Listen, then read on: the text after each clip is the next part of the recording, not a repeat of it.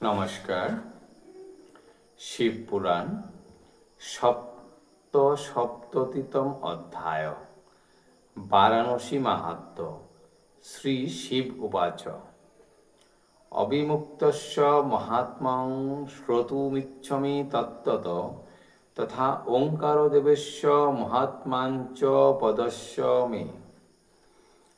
ব্যাস আদি ঋষিগণ সুমধুর স্বরে আবার জিজ্ঞাসা করে বিধির কোমরে, শুনিনু তোমার মুখে অপূর্ব কাহিনী, এখন জিজ্ঞাসি যাহা কহ মহামুনি।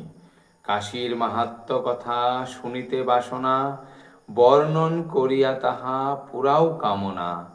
ওঙ্কার মাহাত্ম্য তুমি করহ বর্ণন, এইসব শুনিবারে করি অকিঞ্চন। এতেক বচন শুনি বিধির তনয়, কহিলেন শুনো শুনো ওহে ঋষিচয়। গুহ্য হতে অতি গুহ্য এসব কাহিনী, বর্ণন করিয়াছিল দেবশূলপাণি। ওমার নিকটে তিনি করেন কীর্তন, বলিতেছি সেই কথা শুনো ঋষিগণ। এই কথা জানিবারে নারে দেবগণ, জানিতে বাসনা করে সকলের মন। অভিব দুর্লভ কথা ওহে ঋষিগণ, শিবের কৃপায় আমি করিব বর্ণন। ওমারে সম্বোধি কহে দেবশূলপাণি, শুনো মোর প্রাণ পিয়ে কহি মোর বাণী। বারাণসী ধামে আমি করি অতি প্রীতি, সর্বক্ষণ সেথা আমি করি অবস্থিতি। সেইখানে শিব পূজা যেই জন করে, আমারে দর্শন করে অতি ভক্তি ভরে। পরকালে পরাগতি সেই জন পায়, বিমানে চড়িয়া সেই মমলোকে যায়।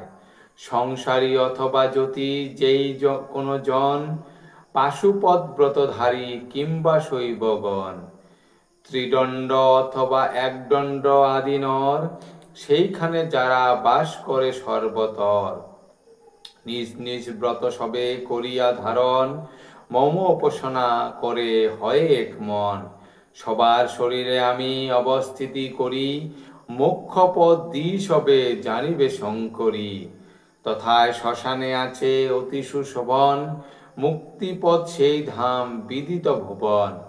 পাশুপদ দ্বিজগণ সদা ভক্তি ভরে, মনের সুখেতে নর তথা বাস করে। দেবতা গন্ধর্ব তথা করে অবস্থান, তথা আমি সর্বক্ষণ করি অধিষ্ঠান। যারা যারা সেইখানে করে অবস্থিতি, সবার নিকটে রহি করিও প্রতীতি। সর্বজীবে আমি তথা করি পরিত্রাণ, বারাণসী ধামে মম সদা অবস্থান। বারাণসী ধামে যারা অবস্থিতি করে, প্রণতি করিয়া সদা দেখে বিশ্বেশ্বরে।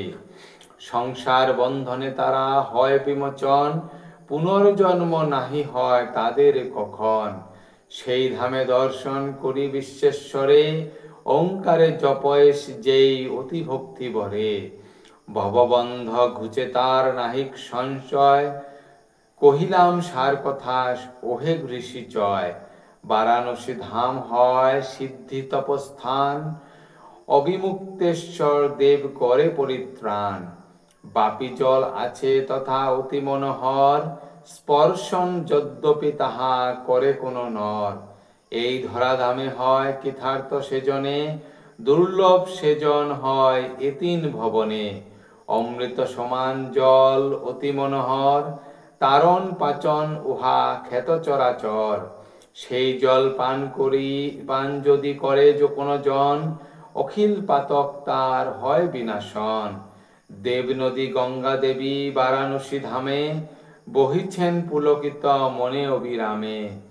এতএব বিশালাক্ষী কি বলিব আর, কাশীতে থাকিতে রুচি না হয় কাহার। ভুবনে নাহি স্থান কাশীর সমানে, পাপে তরে জীবগণ যেই পূর্ণ স্থানে। সপ্ততিতম অধ্যায় সমাপ্ত।